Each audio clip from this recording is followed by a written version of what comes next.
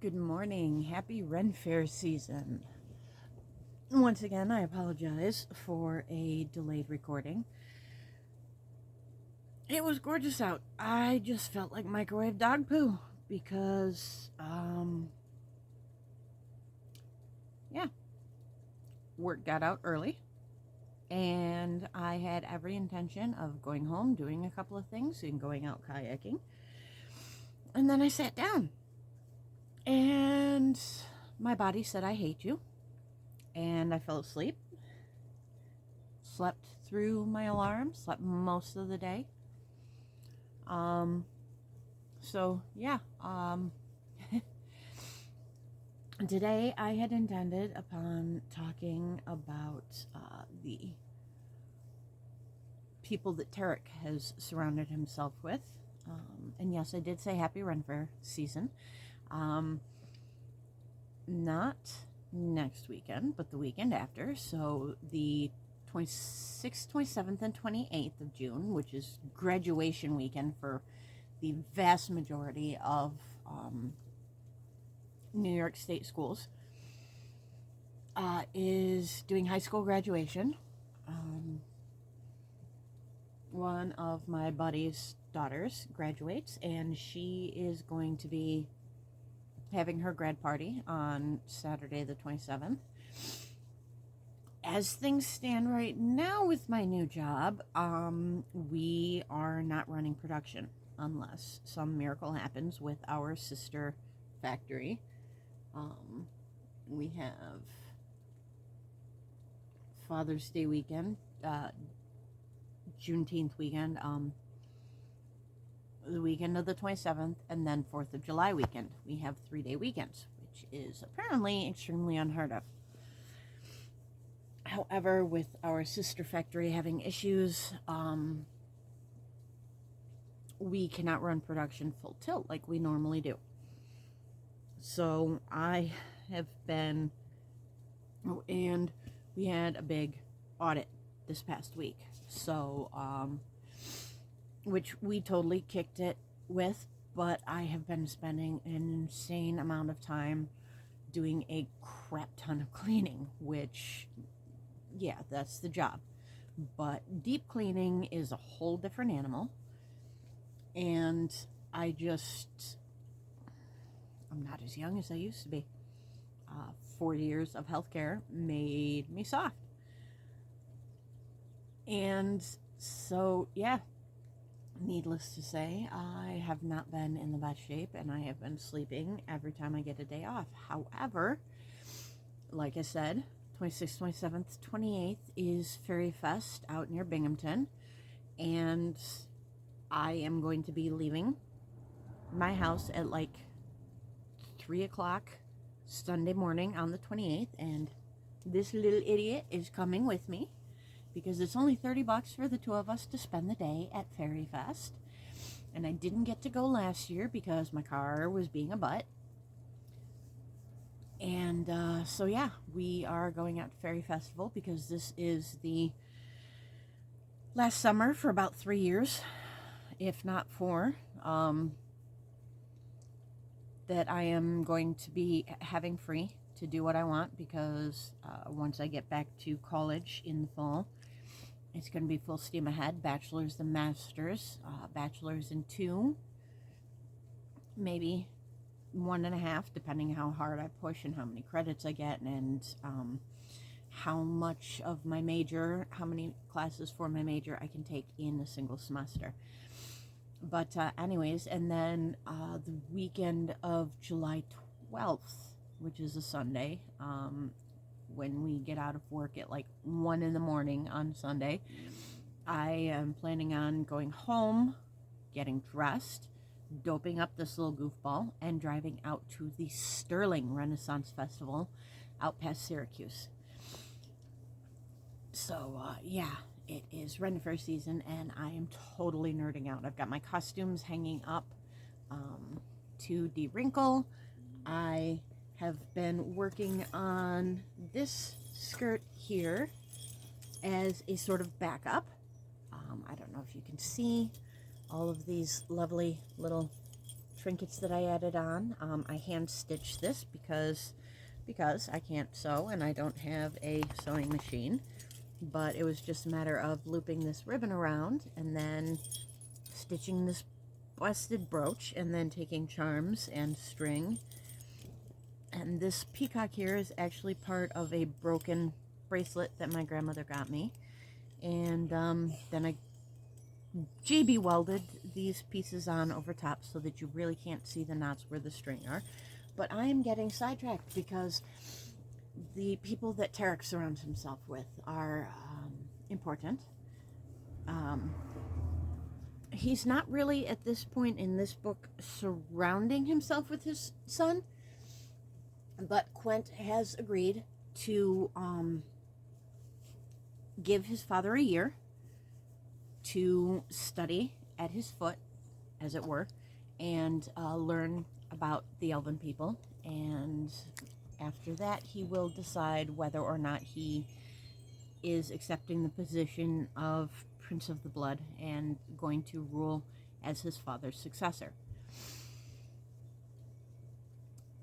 The next oldest, Warwick, has sort of started to step up and take some responsibilities.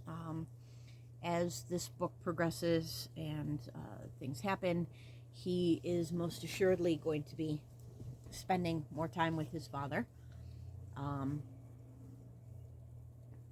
As far as Quent goes, Quent has been sent out with Saya and Avery, who are two of Tarak's remaining generals, his two female generals, and they have the ability, a couple of magical items, as it were, to teleport them to be able to contact Tarak with important information and just keep in touch that way, which is much easier for them.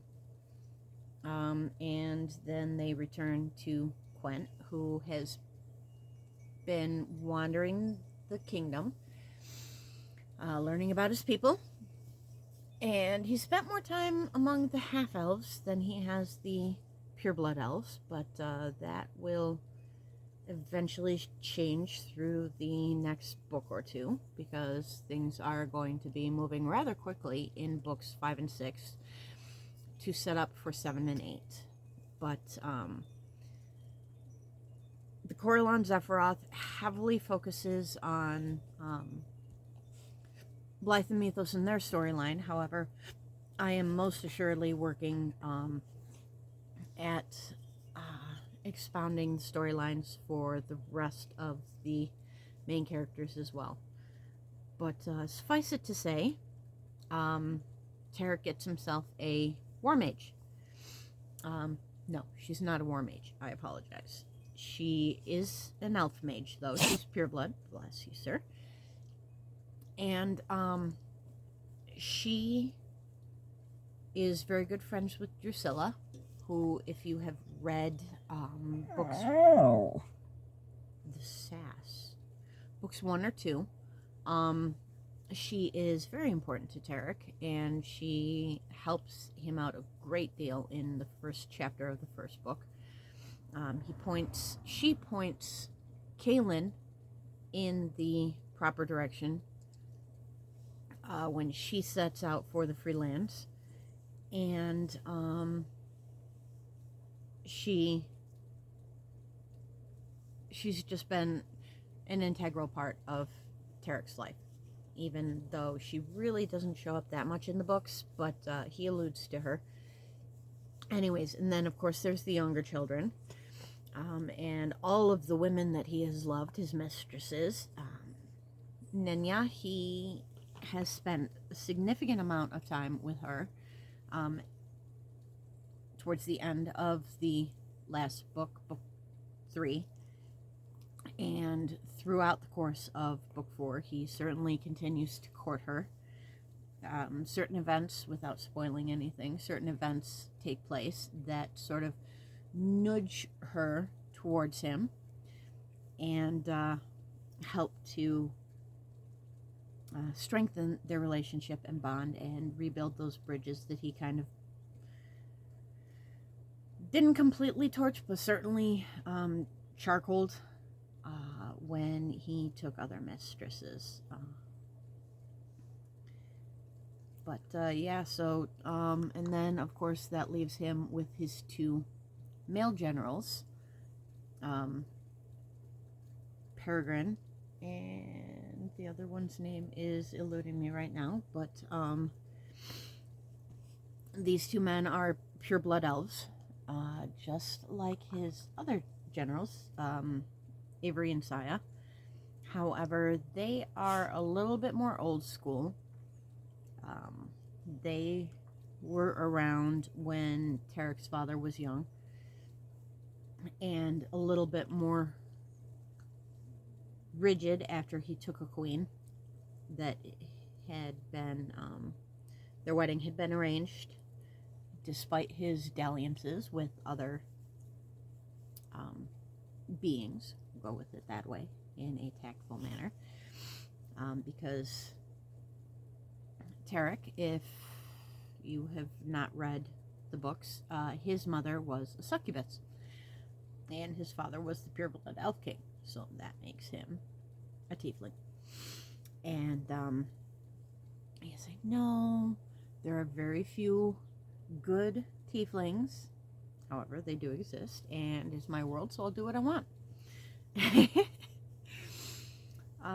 And he has been sort of sequestered to his offices for a significant part of the time. The books tend to, towards the middle and end, follow Quent more, because Tarak is the perpetual bureaucrat who is trying to enact policies and run his kingdom so that things are better than when he got them.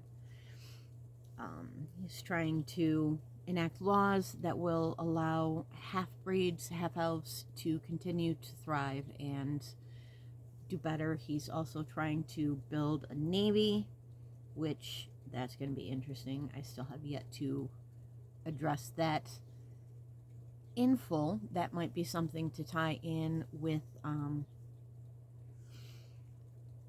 Laraye's arrival in Iskenderun. So I will definitely keep that in the back of my mind. See, that's why I love talking it out like this, because then I am able to come up with ideas that I might not have otherwise been able to. But, so yeah, Tarak has been more or less sequestered. He may end up finding himself a temporary healer, or at least an alchemist. I don't know. Celestria is definitely going to play an important part. She's his mage.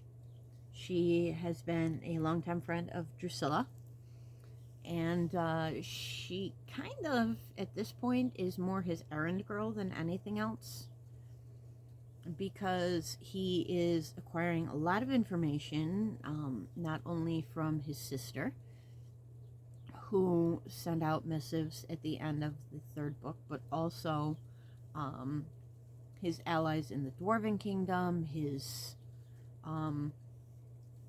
Kravitz, who is shaping up to be his spy master, but that's a whole other thing in and of itself. So let's broach that subject. Kravitz has been sent to Iskenderun, to Debash, the capital, to sort of sort things out, establish, if he can, a foothold with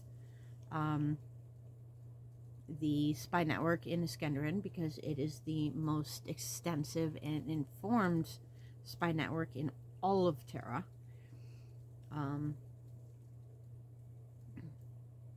Keegan, the Duke of Khan, set up an incredible network, and the individual that he left it to